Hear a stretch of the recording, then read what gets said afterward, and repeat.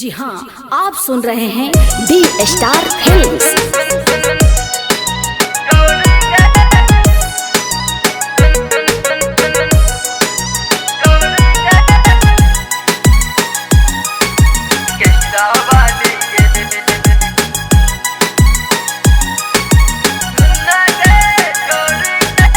Krishna recording studio Delhi.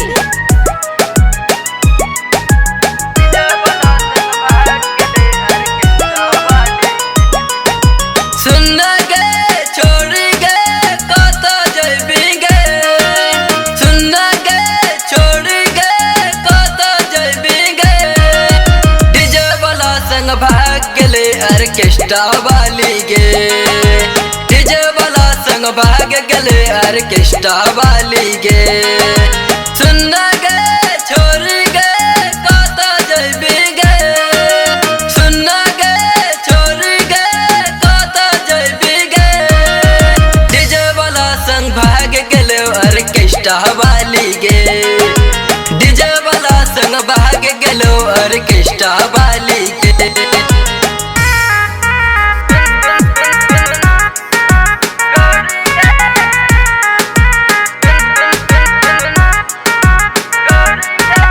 Krishna recording studio Delhi.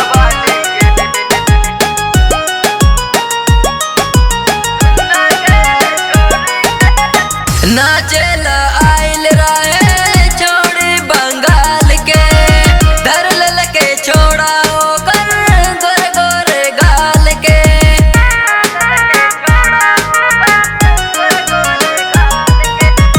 नाचेला आइल रहे छोड़ी बंगाल के धर ललके छोड़ा ओकर गोरे गोरे गाल के पहले से रहे छोरा छोरी के सेटिंग राउटे के पीछे करत रहे उ बेटिंग राउटे की पीछे उ करत रहे बेटिंग सुन गे छोरी गे कता जइबी गे सुन गे छोरी गे कता जइबी गे डीजे वाला संग भाग गेले ऑर्केस्ट्रा वाली गे डीजे वाला संग भाग गेलो ऑर्केस्ट्रा वाली गे।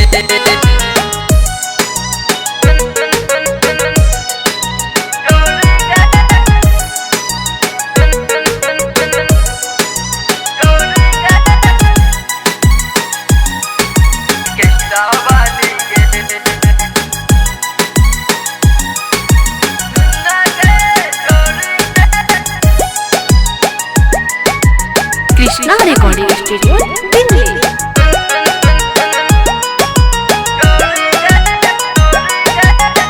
बेका बचोनी में ये रिश्ता छेले नच नाच छोड़े सो मन पागल लगे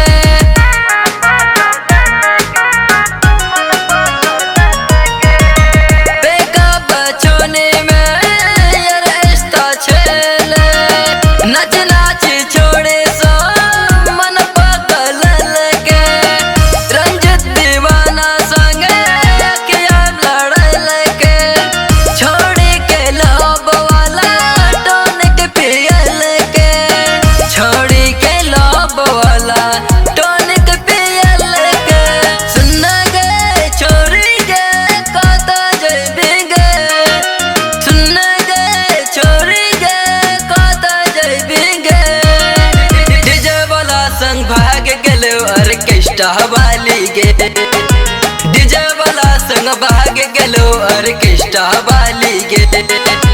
कृष्णा रिकॉर्डिंग स्टूडियो दिल्ली।